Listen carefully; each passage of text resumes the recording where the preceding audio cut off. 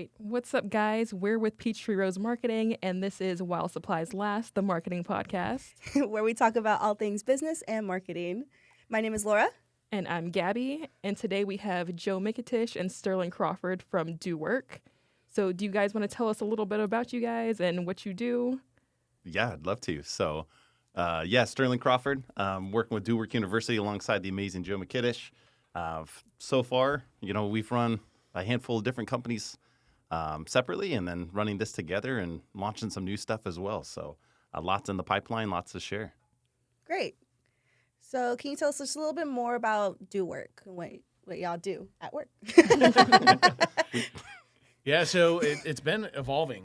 When we started in business, my wife and I started the business with the idea of helping home services and trades people on Google, Facebook, LinkedIn, Nextdoor, and referral marketing. Right, and what we found was they would maybe it could be a good plumber or a good electrician or a good house cleaner, but they didn't really know how to go acquire customers, and so they would trust marketing agencies and different companies to come in there and try and help them. But those companies were not good at helping plumbers tell their story, right? And so nobody's better at telling a story than the owners of the business. And so what we wanted to do was teach them how to control their own marketing, and that way when they hired an agency eventually, they could actually work side by side with them and get their story out. And so they would spend a bunch of money on marketing that didn't work and try to evolve this over time. Some of them would go out of business because they never got enough customers. And so that's what we started with, was education, teaching them how to grow their own businesses, and that worked really, really well. Taught a lot of workshops, spent a lot of time with them. And that kind of evolved into us teaching everybody how to do it. Suddenly there's real estate agents in the room and CPAs, and they would get brought in by their tradespeople and home services folks. And the workshops just grew and grew and grew, and then we moved to online courses. And then we started doing networking socials actually right before COVID happened.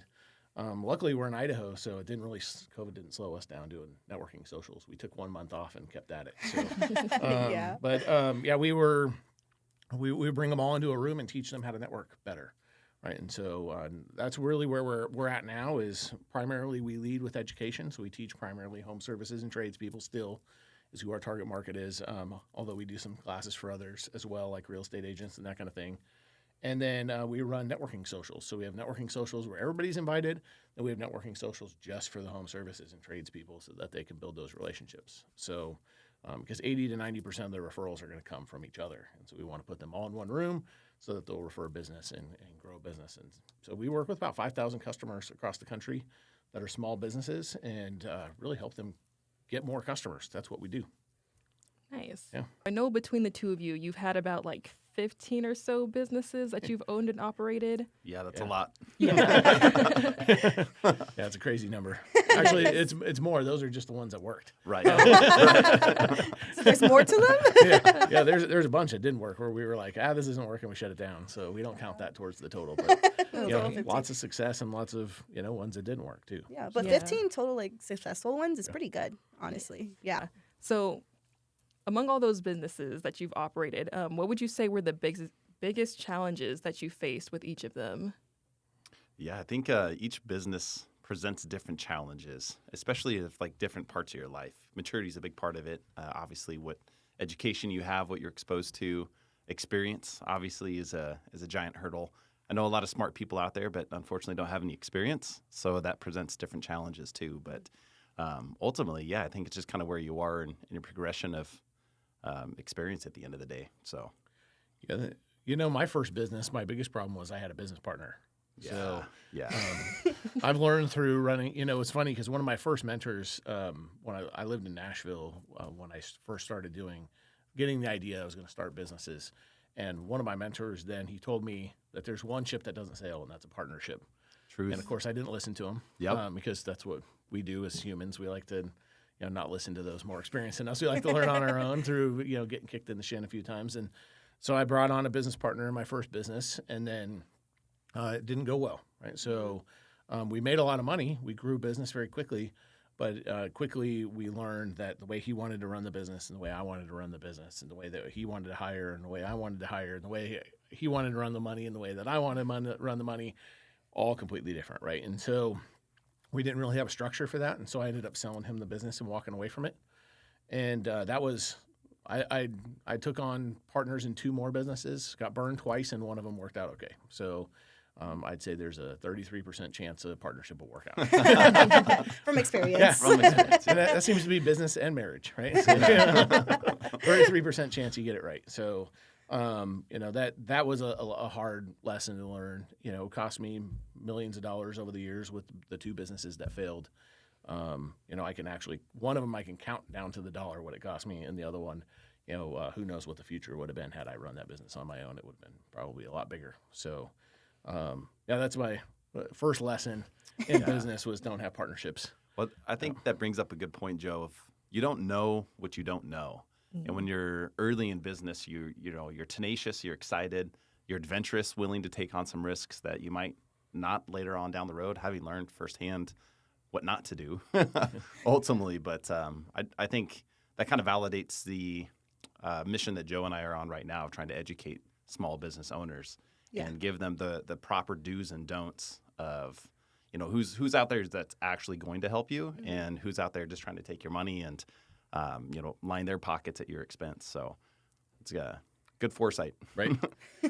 And I think a lot of excitement at the beginning of business makes people, leads people to bad decisions, right? Mm-hmm. So, you get into a partnership, you don't have lawyers make up the contract because you're like, oh, we've been friends forever, shake hands, let's do some business. Yeah. And then, you get 2 partners and maybe you're both married, and then one of you gets divorced, which will happen eventually. Yeah. And then now you got 2 business partners that hate each other, and you were not expecting that. So there's a lot of advice that we have besides just on the marketing and customer acquisition side. Mm-hmm.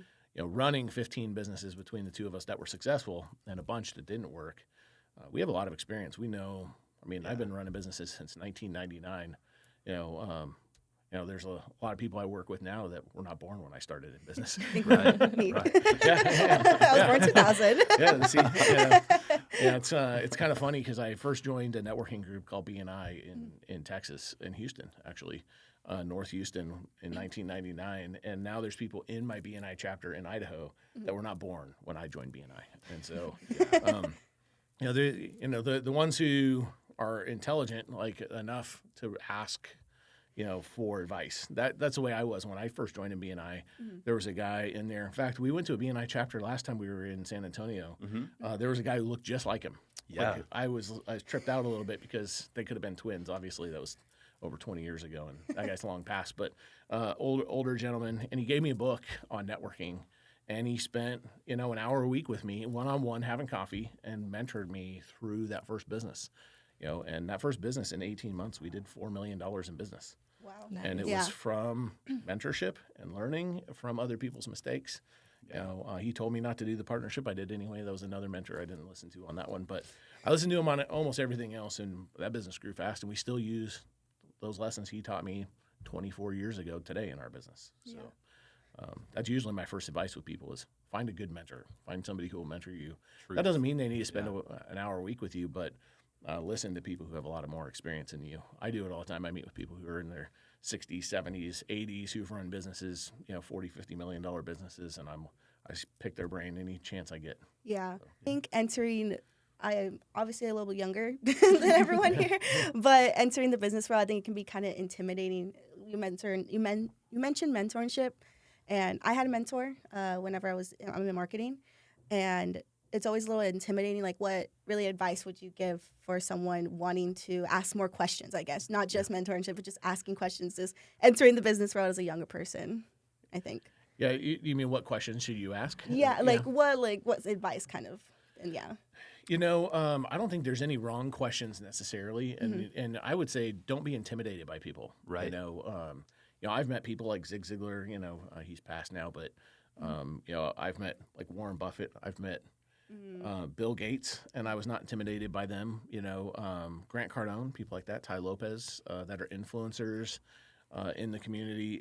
Now they're influencers online. But if you go back 20 years, we didn't have Facebook and Twitter and Instagram and places like that. We didn't have online influencers. We just had people who had books, and they had seminars and conferences, and the Brian Tracy's of the world sitting. You don't have to have those type of mentors, but I've met those people, and they are just people. Right? Yeah. And so people who have run businesses that are doing $100 million or $100 billion, like Warren Buffett. They're just people, right? You know, I mean, Warren Buffett's a perfect example of that. The guy drinks like 6 or so Cokes a day, right? And, you know, when he orders a hamburger, he like slathers the thing down with salt, and he's in his 90s when the doctors are telling him he's going to die any minute. And, you know, he's just people, right? He reminds me of my grandma. She was like that. She's like, I'm going to eat meat till I die. And she had a heart condition from the time she was a kid. And the doctors all told her she was going to die. And, you know, every year, you're going to die, you're going to die, you're going to die of this. And then, you know, there she was in her 90s. She's like, I'm still alive and they're all dead, you know? So, and that resonates, right? You got a Warren Buffett and then you got my grandma, right? They were about the same age. And you just have to think when I met Warren Buffett, he immediately reminded me of my grandma, and I had resonance with him, right? You know, he probably doesn't remember me because there's so many people, but I remember that situation. And that's what you have to think of when you're thinking of mentors, is see what one thing you can get in that. You know, they don't have to change your whole life, but oftentimes they'll say one sentence and you're like, that changed my whole life. And then 5 minutes after they said it, they don't even remember saying it to you. Right.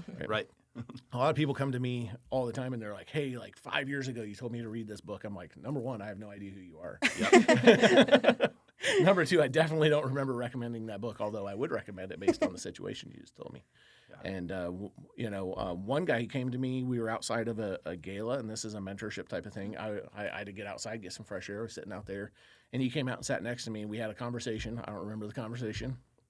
And he told me he was having problems with his employees and his family, you know, relationships, and I gave him a book to read, and didn't talk to him again for years. Saw him at a 4th of July party, and he came up to me and he was like, hey, I don't know if you remember me, but you told me to read this book, and it changed my whole life. I have a relationship with my daughter again, and his daughter was walking by, and she was like, are you talking about that book? And he came home and had her read it, and his wife, and they all have an amazing relationship because of that book, right? And that, and then his employees, his company grew from like 3 employees that he was all struggling with, and he's got, you know, dozens of employees now that he has a great relationship with.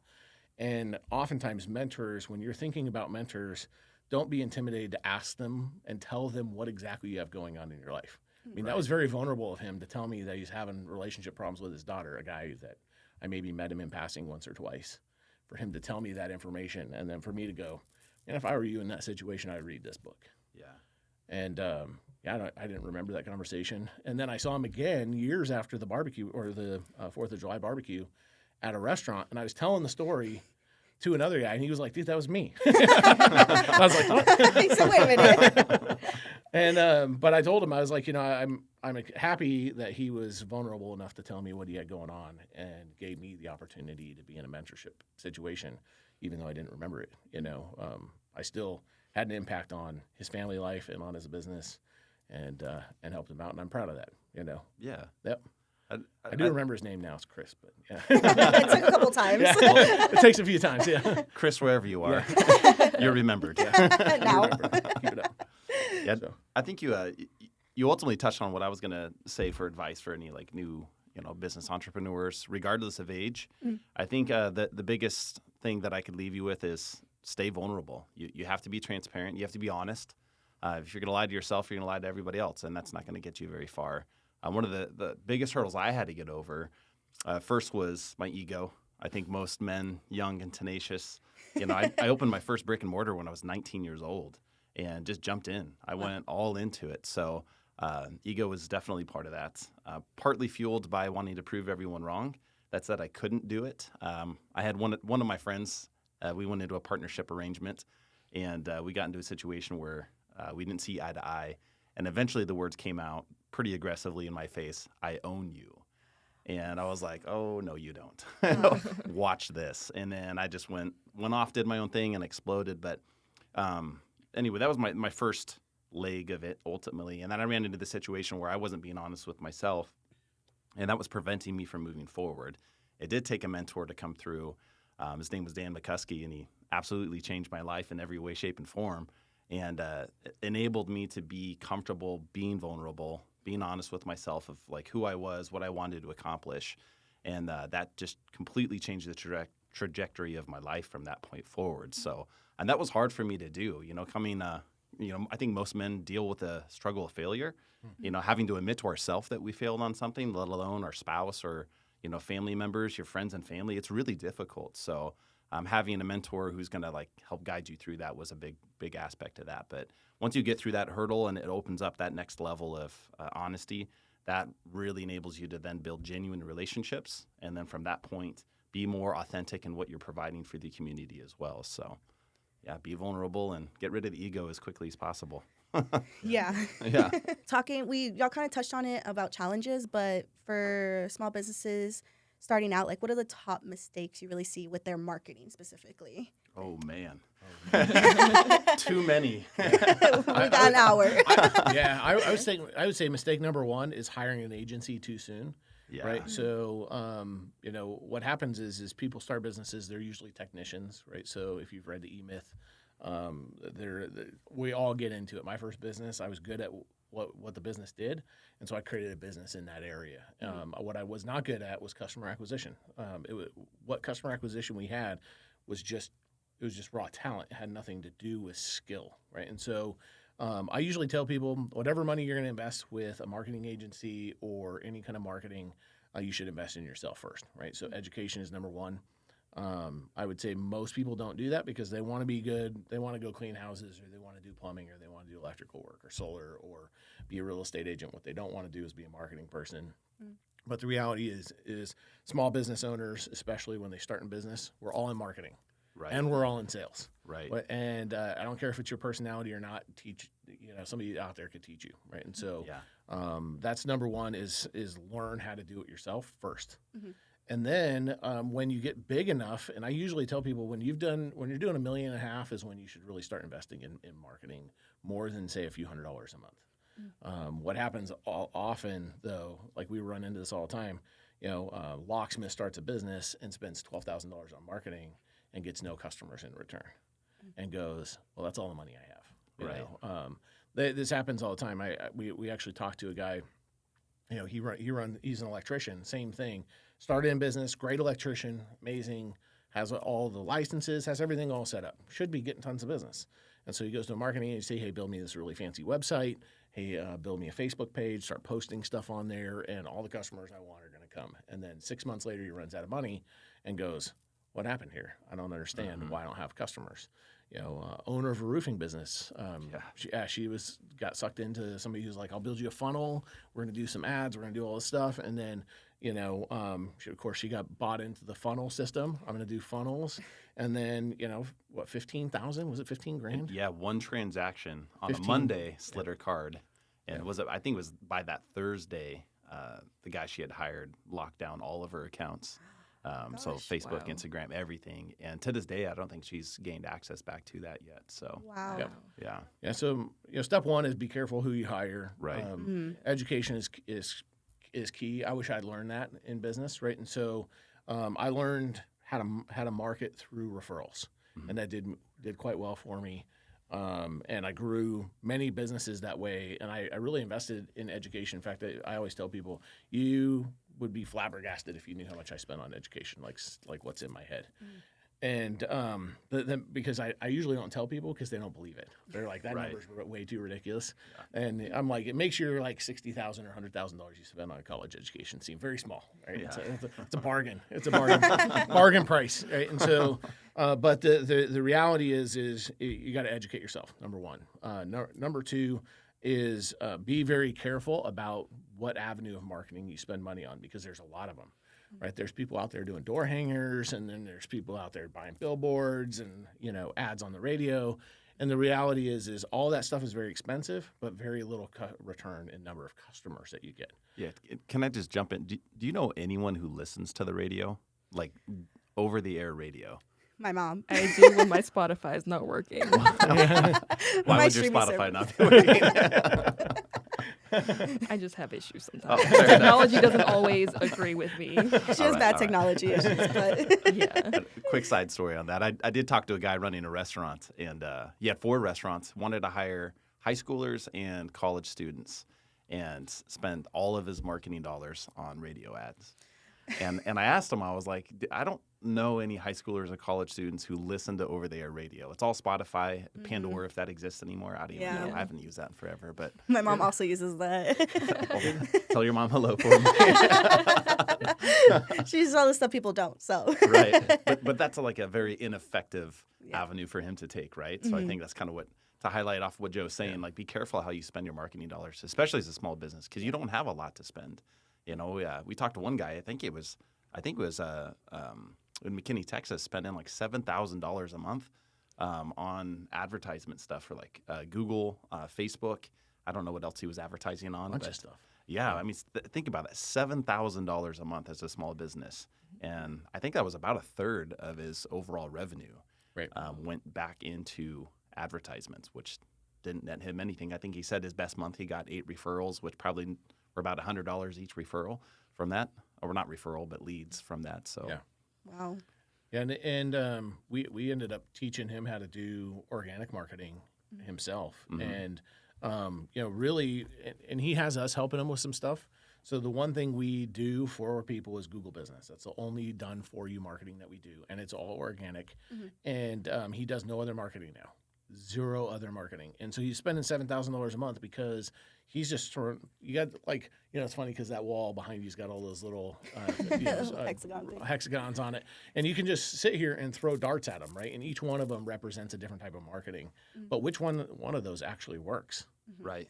And most people don't know, and so you can build websites and you can build SEO and you can do ads on the radio. So who's your target market? Number one, do they even consume that content, right? Are they consuming radio? I think it's an age thing, but even like my parents, they don't listen to the radio, right? They got Spotify. I can't even remember the last time I listened to the radio. Actually, it was in one of those rental cars. I got in there and it wouldn't take my Apple Play for a minute. And the radio was on. I think it was about 30 seconds. And I was like, what is this? What is this garbage? Yeah. And so, but the reality is most people, the way we consume content is changing, right? And so what works today may not work tomorrow. Like YouTube may work today. Tomorrow it may be something else. YouTube Shorts work great today, but in a year will it work? We don't know. But we as small business owners, we can't spend enough money on marketing to test everything. And so we have to look at the people who are spending millions of dollars on marketing and go, what are they doing? Are they in the same industry as me? Because let's just say Grant Cardone. Okay, let's just say that he spends $1 million a month on marketing. And I would guess that's probably about right? $1 million a month on ads. But he's targeting somebody different than your, local plumber. Right. And so what works for Grant isn't going to work for the local plumber. And what works for radio ads for, some like AARP is probably playing radio ads, and it works great for them, is not going to work for somebody who's building an escape room business, right? And so you got to think who your target market is. Are you trying to hire people and you're running ads for that? Maybe, and you're trying to hire high school kids, maybe geofence the local high school down the street from your house and then put ads on everybody's phones that are walking in the door, right? And that'd be way smarter than running radio ads. But he doesn't have anybody to advise him, right? So find an advisor. Don't find a marketing agency to advise you either, because they have their own reasons for giving you advice. They're like, hey, I think you should just do content marketing on Facebook and Instagram. Well, that's what their business does. And so they're of course going to tell you that that's the right thing to do. Right. And, if an attorney came to me and said, Joe, I want to do some marketing, I'm not going to ever tell them, hey, what you should do is some content marketing on Instagram and Facebook. I think that'd be great. It's going to be a good avenue for you. Of course not, because it's not going to work for them. Right. And so that's not the avenue that I would go. But I don't have any skin in the game because I don't do any of that type of marketing, right? I would tell them 100% you should get almost all your business from referrals. And here's the type of referral partners you need. Here's where they are. You should go talk to them. All right, bye. Yeah. Out the door you go. Go do the thing, right? And so that's usually my advice with people at the beginning is be careful who you listen to, who you get advice from, number one. And number two is don't spend money on marketing. It's funny, in Idaho, I have a saying, don't spend money on marketing without talking to Joe first, because I'll tell you straight up. I think everyone says everybody says that. Yeah. Everybody says Everyone it. in Idaho, you say it. Yeah, and people in Texas are starting to say it now that we've been down here a few times. But But the reality is, as I tell people, before you take your credit card out of the wallet, your wallet, give it to a marketing person. Make 100% certain. Ask 5 or 6 other people who are in your same industry what's working for them. Number one, if you can't talk to me, talk to other people in your industry and specifically ask them. And call people in other markets, because if you call somebody in the same town as you, they might lead you astray because they're a competitor. Call somebody if you're in San Antonio. Maybe call somebody in Oklahoma City, and who's killing it and doing great. Call them up and go, hey, what marketing is working for you? That's the mentorship thing, right? Because oftentimes they'll go, hey, this is working for me. This is what I tried that didn't work. I bet you'll find that the stuff that you're being sold is not a good fit, almost always. I would say 9 times out of 10, it's going to actually just take your money and not do much good. Yeah, and quick side story on that too. How I actually met Joe was at a networking event. I'd sold my business, my last business I ran a little over a decade. Took a couple months off to just like beach hop and soul search and have a good time. And when I got back, I decided I wanted to like help with a startup, right? So there was an advertising company from a city not too far, kind of in the midst of starting up and wanting to bridge into the market. I decided I'd jump in. Yeah, this seems like a fun challenge. Let's give it a shot and see what I could do. So like, I think it was my second week out and about. I ran into Joe, and he's like, well, what do you do for work? And so I told him, I was helping out with this indoor advertising company, and this is my goal, and blah, blah, blah. And Joe just kind of looked at me, and he goes, how's that working out for you? And I was like, all right, this guy knows some stuff. So, yeah. On that, too, I was just going to kind of underscore what Joe had said. My advice to those starting off in business, definitely do your research. Make sure you know who you're doing business with first off. Don't just take their advice, because chances are they're trying to sell you on something. With that, stop following all the influencers on social media. They all have something to say. And a lot of it I found is pretty broad. It's very generic business advice. And I use it as inspiration to get my brain working on like a new topic, right? Like AI is a big thing right now. Everyone's talking about, hey, here's how you can make $200 million in 8 hours with AI. That sounds ridiculous, right? But you actually like dive into it, and there might be truth to like the model of what they're expressing, but you're young and excited. You think, well, I want to make $200 million in 8 hours. That sounds perfect. And I don't have to do any of the work. AI does all of it for me. Let's go. And then you go all in on that, and you're missing the like basic key points of growing a business, which is like you have to overcome obscurity first. People need to know you exist, and that's not going to happen through AI, right? So you need to get out, shake hands, do the organic stuff, which is what Joe and I focus on. So, yeah, just again, be careful who you're doing or taking advice from, and who you're spending your money with. So I feel like sometimes it's hard to tell, especially like when you're first starting out, who the trustworthy ones are, who are going to say. Like, I feel like a lot of those get-rich-quick ones obviously sometimes have the scammy vibe to them. Yeah. How many of those like short reels that you watch have a plug at the end, right? Oh, yeah. Here's how I made X amount of dollars in X amount of time, and this is so easy. Anyone could do it. By the way, click here to get like a free list of AI tools, right? Yeah. Or like pay for my course here. Right. Yeah. Yeah. Nowadays, I usually just swipe right through them. Yeah. Which is, I mean, we all tune it out eventually, right? Yeah. But, in a situation like that, look up the guy. Like, there's so many social media influencers that I come across that sell social media courses. Let me teach you how to get more followers. Let me show you how to get better engagement, generate leads through Facebook or Instagram, whatever. You go look at their page, and they've got like maybe 5,000 followers. And they're all of a sudden an expert. Yeah. And it's like, some people's grandmas have 5,000 followers. Like that's nothing You gotta in the research. world. Yeah. So it's like, how legitimate is that course that you're buying? But even if they have 5,000 followers, you can buy 5,000 followers pretty quick. Yeah. In fact, it's kind of interesting. I met with somebody. She's actually a mindset coach, right? And so she bought a course from somebody, like a influencer, $15,000. She paid this online person to help her, kickstart her business, and she somehow got on Zoom with me for 15 minutes, and she's like, in 15 minutes, I learned more from you than I learned from that other person's like 6-week course. 6 weeks of coaching with them. And I'm like, because I've actually built businesses before. That's the difference. Right? And that was one of the things whenever I'm hiring a mentor or a coach, or I'm hiring a salesperson, like the questions are the same. What have you done? What's the biggest thing you've ever done? What's the biggest business you've ever built? Tell me about that. If they're not built a way bigger business than what you're trying to build. Say you want to build $1 million business, and the other person's built $1 million business. Don't coach with that person, right? They're limited in the scope of what they can teach you. You want to kind of shoot beyond that, right? You want to go, hey, I'm going to hire somebody who's built a $10 million business. Yeah. So one of my first mentors, he built a $10 million business. And so when I was learning from him, I was like, wow, I can, my first goal was to get hit $1 million. And we did 4 million in 18 months. How did we do 4 million in 18 months? The guy teaching me had built a $10 million business. And so I'm learning $10 million skills at zero, right? And so I was able to really ramp up quickly. Now, if I'd start coaching with somebody who built $1 million business, would I have done 4 million? Probably not, because that $1 million coach never built anything bigger and wouldn't know how to get me to 4 million, right? And so, that's advice I have. And then I always ask, what's the single biggest transaction you've ever done, right? What's the biggest deal you've ever brokered? Right? I want to hear about that, right? I want to hear about the 500,000 or 25,000 or 4 million or 40 million, whatever the biggest thing you've ever sold. And I want to hear the story of it. And I want to feel their passion and excitement like they're living it, because that can tell you the difference between BS and like what's real, right? Yeah. Because if they just go, I did a $40 million transaction, go, okay, tell me about it. And then you can tell they're trying to make it up on the fly.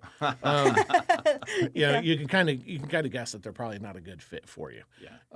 And I usually tell people the online coaches and online mentors, be careful with them, because a lot of them bought a program to teach them how to be an online coach.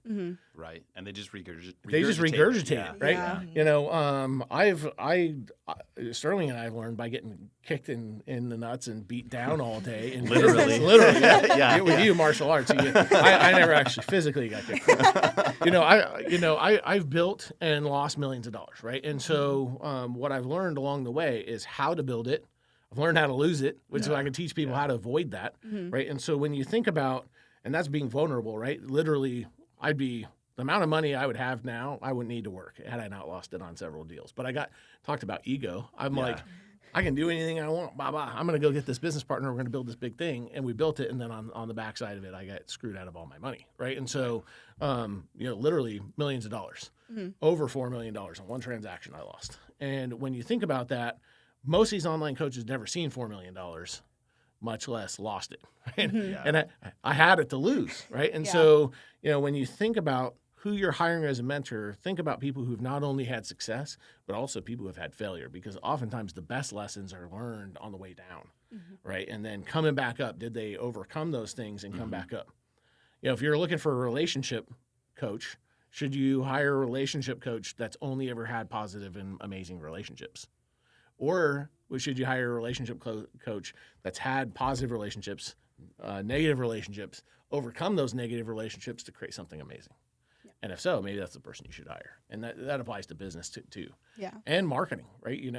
There's a lot of marketing people out there who have a marketing degree, but they have not been on the side of a failed marketing campaign that lost their customer $1 million and wake up in the morning going, I lost somebody $1 million who maybe couldn't afford to do it. And understanding what that level of intensity feels like, and understanding what that level of loss, when you look in somebody's eyes and go, I took your money and I invested it for you in a marketing campaign that didn't work. And does that hit you in the right spot? Because some people go, I don't care about that. It's not my money. But you should take it. Yeah. You should take that level of care. Like when somebody gives you $500 to spend on marketing on their behalf, you should care about that. That's like your grandma's money. I saw something the other day. Howie Nessel, he's with Sharkmatic. He had said something on a podcast about when he interviews the clients that he works with to make sure it's a good fit both directions, right? Like he's not just going to take anybody into his company and, we could build a website. We'll run some marketing for you, right? Like he takes every client on as if it's his own business, and like genuinely from the heart wants to see them succeed.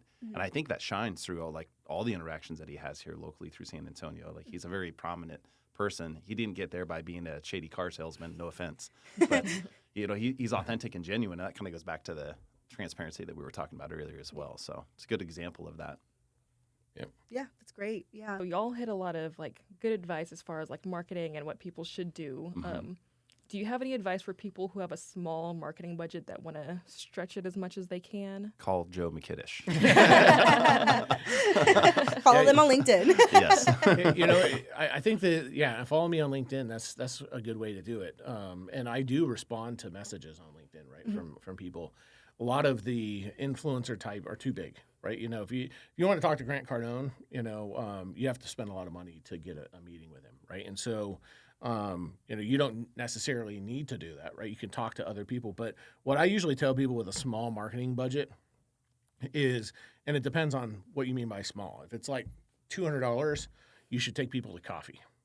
So, you know, let's just take a local business, maybe a local house cleaning owner of a cleaning business. That cleaning business could spend $200 on Facebook ads. They could spend $200 on Google ads. They could spend $200 on 1 month of ClickFunnels and maybe build their own funnel, maybe. Probably not, Yeah. right? And so I think they said something like 80 to 90% of people who have any of these funnel tools have never built an active funnel, you know. So, but they're paying the monthly fee. And so what I usually tell people, if you have $200, the way that a local owner of a local cleaning business, say he or she just started a new business, they're cleaning, they should look for people who would be good referral partners for them. Number one, right? A good referral partner for an owner of a cleaning business is a real estate agent. Okay, a real estate agent is going to refer that person business. So how much does coffee cost? Let's say coffee for 2 people is $12. So if you've got a $200 budget, maybe you can take 10 people out to coffee or whatever, right? So you're going to take 10 real estate agents out to coffee and build relationships with them. Don't go into it with, hey, I need you to send me referrals. Build an actual relationship with that person so that they trust you enough to send you referrals. And I'll give you an example of how this worked. When I first started in business, I was in a group. It was a board of advisors, group. So business owners, instead of getting our own board of advisors, there was like 8 business owners, and we all met every month for 4 hours, and we were each other's board of advisors, right? And so it worked really, really well. One of the people on the board was a CPA, and she's like, Joe, your business is going crazy. Everybody in there is like, all of our businesses were growing except for hers. And she couldn't figure it out. And one day she's like, the problem I'm having this week is that all of you guys are growing your business and I'm not growing mine. And I'm like, I know exactly what your problem is. She's like, what's that? I'm like, what's your budget for entertainment? She's like, what do you mean entertainment? I'm like, take people out to coffee, lunch, dinner, drinks. What does that look like? She's like, it's like $250 a month. I'm like, $250 a month. You're making $100,000 right now. Like when I was making $100,000, my budget for entertainment was $1,000, right? And so I took $1,000 every month, and I spent it on taking people out to coffee and lunch and breakfast. And so I never ate a meal alone for the first several years I was in business. I would get up and take somebody to breakfast. I'd do a coffee meeting in the mid-morning. I'd do a lunch meeting, and then I'd just go, do business activity in the afternoon. I meet somebody for dinner, and I meet somebody for drinks. Most of the time, and this is my advice, pick up the tab. If you're the one who wants the referrals, you're picking up the tab, right? And so these days, people sometimes pick up my tab because they want my advice, which is kind of nice. I'm like, for once, I'm not paying for everything. Free meals. Yeah, but during the first probably 5-6 years I was in business, 7 years I was in business, I never ate a meal alone. I never drank coffee alone unless somebody stood me up. That was the only time that I didn't have that meal or coffee with somebody. And so if I only had to say $250, I would spend every bit of that on taking people out to coffee and lunch and building real solid, true relationships with people. And then the structure of that meeting should be, if I was the cleaning business and Sterling was a real estate agent, I would try and see how I could help the real estate agent in 3 ways before I ask for anything, right? That's what the give pin is about, right? It is giving 3 times before you ask for anything. So, I'd go, what's a good introduction for you, Sterling, as a real estate agent? Oh, yeah. I'm really loving to work with first-time home buyers. So there you go. Yeah. And so I know maybe as a cleaning business, I don't know any first-time home buyers, but I know somebody who owns a business called Welcome Wagon, for example, that welcomes people into the community. Typically, renters are moving in. New renter moves in. They get a box from them with all the local restaurants and that kind of thing in it. So I'm going to talk to them and go, hey, can I introduce you to this person so the real estate agent can put their information in there and get it to those renters, right? And the other thing is insurance people who have renters policies are good for real estate agents because somebody's a renter. Guess what? They probably are renting for a reason, Right. mainly because they can't afford a home yet, right? And so I'm going to introduce them to renters so they can start building relationships. So I'm going to talk to property managers and I'm going to talk to insurance people so that I can be of value to the real estate agent and extend those relationships to the real estate agent because I don't have money. Right, we already established that. I don't have money to pay the real estate agent. I can maybe buy them coffee, but what the real value is extending the network, right? We've all heard the phrase, your network is your net worth, right? Mm-hmm. And so when I extend my network to Sterling, I'm extending my net worth to him, right? In a way. And so With that too, what do you guys think inevitably happens? What is that real estate agent going to do next? Probably open you up to their network too. Right? You've helped me so much. How can I help you? Yeah. Right. Yeah. Yeah, and that's called the law of reciprocity, right? Where I give to you 3 times, you're naturally going to give to me. And so this is the other thing that I do every day. I call 5 people out of my phone every single day. And the only thing I do is, who can I introduce you to? Who would be a good referral partner for you, right? So put yourself into the cleaning person's business, right? And they're over there, and I call them. In San Antonio, this is starting to get to the point where people recognize me when I call. Yeah. But in Boise, I call a business owner. Even if I've never met them, they at least know who I am. Like, I call them up and I go, hey, this is Joe Mikitish. And they go, this is awesome. What's Joe up to? What's this conversation going to be? And I say, who can I introduce you to? Who would be a good referral partner for you? And they go, real estate agent would be a good referral partner. So I'm like, okay, cool. Do you know this real estate agent? And they say no. And I go, okay, I'm going to do a text intro for you, right? And so I do that text intro for that real estate agent and that cleaning person. Now, the real estate agent, when they need a house cleaned in order to sell it, they have a resource. Yeah.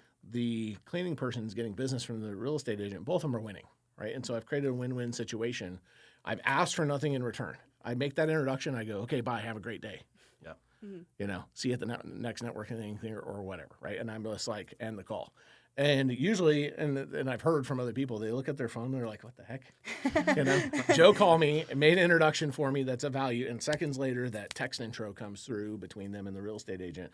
And my introduction is, hey, real estate agent, meet cleaning person, y'all should have coffee sometime, right? And that's it. That's all I say. Well, and I just leave it at that. And they go and have coffee, and then both of their businesses grow. And then guess what they do the next time somebody says, I need more customers for my business. Who should I talk to? They're going to send them to me, right? And I did nothing. I didn't ask them for their business. I didn't ask them for referrals. All I did was extend my network to them. And I gave something to them with no expectation of return, and my business grew. So if I had $200, I would make those 5 calls a day, people on my phone, and then I would spend that $200 taking people to coffee that would be good referral partners for me. Right. That's what I would do. Only thing I'll add to that is, what if you don't know enough people to make 5 phone calls a day? You got to get out and network. You have to overcome people not knowing you exist. And it's interesting because we have people come to our social networking events in Idaho that are looking for work. They just moved to the area. They don't know anybody. And within the first week, they get told, go talk to Joe and Sterling. And then they show up to our networking event. And then usually within that first hour, they're hooked up with people that are offering them jobs. Yeah. So we're able to immediately give value to them, right? Which helps out a lot. But yeah, if you don't have any money or very little money to spend on marketing, just get out, shake hands. If you don't know where to go, coffee shops are a great start. Usually people pull out their laptops and they start working there too. You get to know people, right? Hey, what do you do for work? With that, I would say take a little bit of that money if you can. Invest in yourself a little bit up front. What I mean by that is you want to look the part ultimately. You don't want to show up to a networking event looking like you just crawled out from behind a dumpster, unfortunately. People won't want to talk to you. And if you're like, hey, let me help you grow your business, they're not going to trust you. So, you got to look the part. Sometimes we laugh a little bit. We'll run into financial planners that unfortunately don't have good shoes. They got like holes in it. They pull out their phone to put your number in there and their screen's all cracked and it looks like they got an iPhone 10 or something. I don't know if that anyway though. They don't invest in themselves, right? Yeah. But they're selling themselves that they're going to take care of your money. So it creates this distrust. So just look the part of whatever it is you're looking to do. Right. Networking is really valuable. Like I've seen as a marketing agency, we have made a lot of our connections and clients and everything met everyone, a lot of good people through networking events. I think they're really great. Right. We met Joe and Sterling Yeah. networking events. Literally. Yeah, and networking events, there's rules to networking, right? And most people violate the rule. And the rule is that people go there and try and sell, and you should never do that, right? You never sell at networking events. The whole purpose of networking is to find good referral partners, Truth. not customers. Yep. Customers come from the referral partners, right? How much more valuable is it to me if I meet a business coach at a networking event? I'm not going to try and sell the business coach marketing services, or I'm not going to try and sell them, education with me. I'm going to talk to them about what type of customers they want, what's a good referral partner for them. I'm going to make some introductions. Yeah. They're naturally, the next time somebody says, hey, I just spent like $5,000 on a website and I'm not getting any traffic to it, who do I talk to? Right. And so they're going to send them to me so that I can give them some advice on how to do that. And I've got courses on how to do that. And so the whole thing is education on who a good referral partner is. You got to educate yourself first. Right. Number one is nobody knows your name. Yeah. Right. We wear name badges everywhere for a reason. Right. We were in the airport yesterday. Yeah. We were in the airport yesterday, and this guy in the San Antonio airport, he comes up and he was like, hey, I Googled you guys in Denver. Yeah. Like he Googled us in the Denver airport.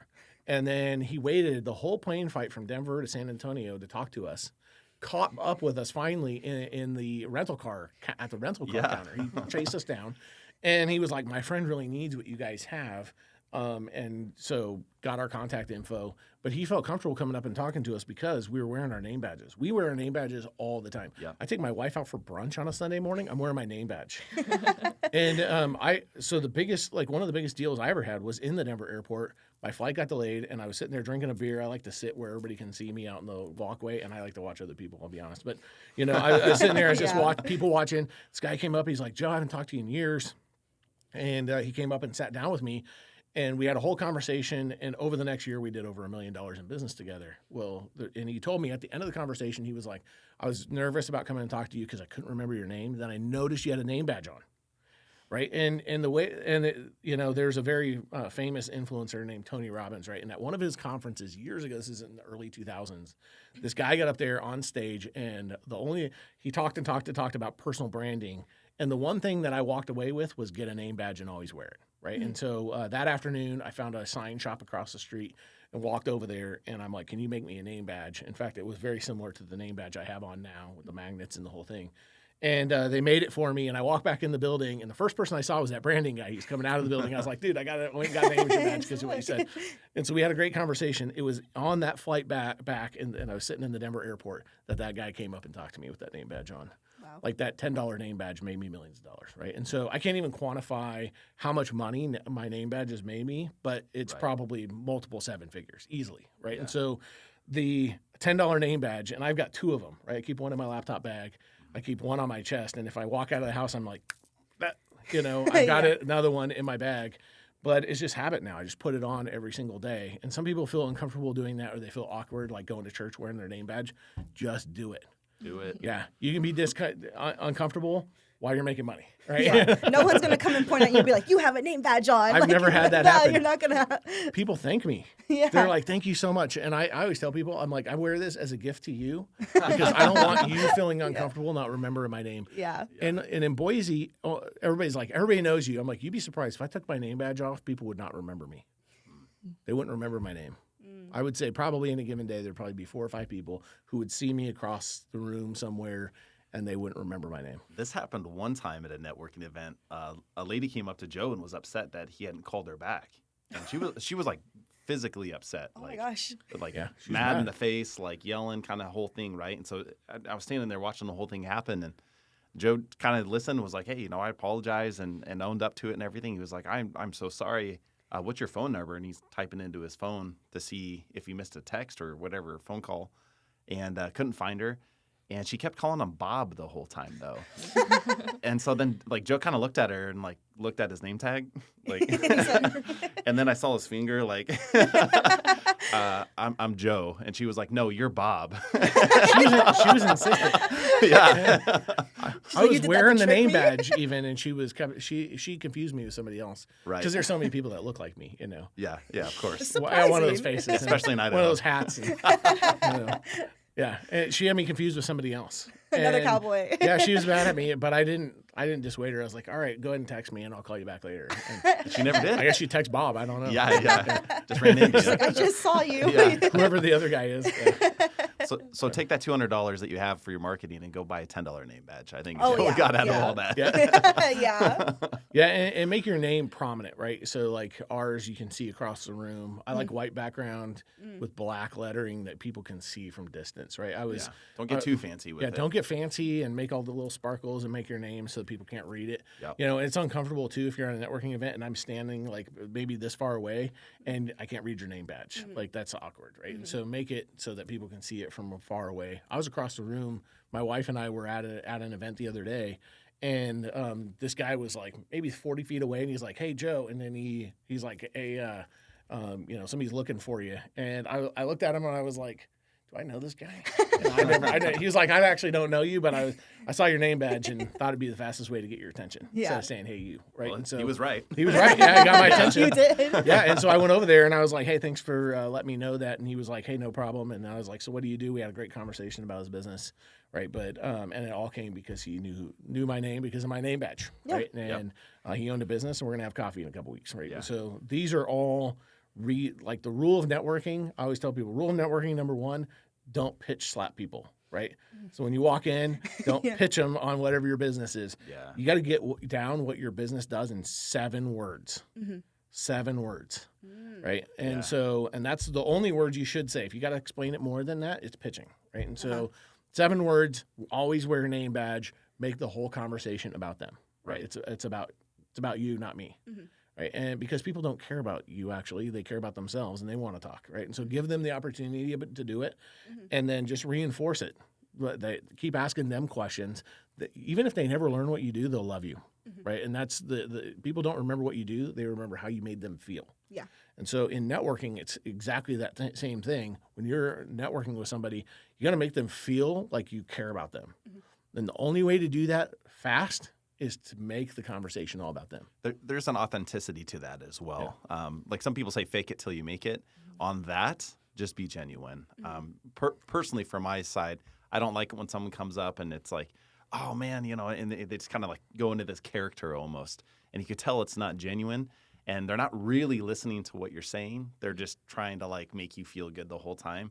And it's such a disconnect for me. That's what makes me feel like they're immediately going to switch into the sales pitch side, which inevitably happens, right? Yeah. They get through listening to your 30-second and they're like, oh, that's great, man. Oh, I love you. Everything's so awesome. You're so cool, blah, blah, blah. Oh, here's this thing I'm selling. And they jump into it. And I'm like, okay, that's all right. That's where we're going with that. Yeah. Yeah, that's the Sandler sales art right there. Yeah. Ask questions that are leading so that you can eventually get to your pitch. Yeah. And I don't, it feels dirty, right? And I can tell by the look on your face, you're like, oh, I've met those right? people like that before, And so, not all the Sandler people are bad, but like that's what they teach is to ask questions that lead people down a path. It's a strategy. Yeah. It's a strategy, but the strategy should be ask questions that make people like take a genuine interest in people and ask them questions based upon what they're saying to you in the moment. They don't have an agenda. Like the agenda is you want to make them feel like you care and you actually care about what they're saying and learn everything that you can learn about them. And if they're not a good referral partner for you, let's just say you have a marketing agency and you're a marketing person and the first person that you're talking to is a financial planner, right? And so you're not going to ever be good referral partners.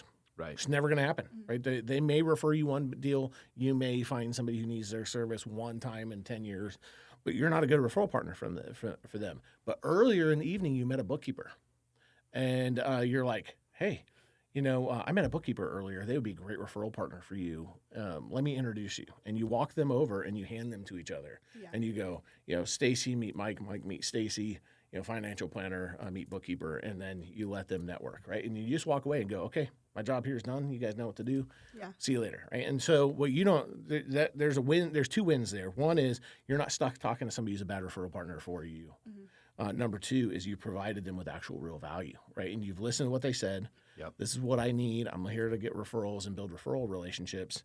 You're going to go introduce them to a good referral partner for them. And what a great way to show that you genuinely care in doing that too, right? Like you want to see them succeed in their business, so you're going to give them like a good referral. You're not just, hey, Joe often says if you're trying to sell everybody, you're selling no one, which is so true. But like when you're making that direct connection is pretty powerful. So we're unpacking a lot. Yeah. Like we're really Yeah, giving which is like great, a lot. yeah. So those of you guys listening or watching, we do have courses on all this stuff to show you guys like step by step how we approach networking, how to build your referral marketing, to do it organically, and most of it is free as well. So if you're new into business or a small business not looking to spend a lot of money on marketing, we can help you get there. And then once you do have that money to spend on marketing, we do like handing them over to the experts who can help you dial in your marketing dollars a little more efficiently. So Right. yeah. Yeah, that's great. Great advice. Gabby, you have anything to add? No, thank you guys so much for coming on. I emailed Sterling 2 weeks ago maybe? Or like a little over a week ago. And I said, hey, do you guys want to be on the podcast? And he emailed back almost immediately and said, heck yeah. Let's do it. Yeah. So I really appreciate you guys coming on. You guys have provided a lot of really good information for the people out there. The people. The people. General Yeah. people. Yeah.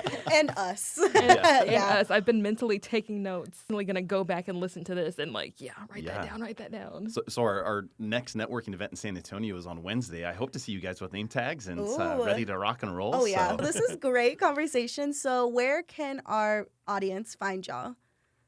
Yeah, I would say just Google Joe Mikitish.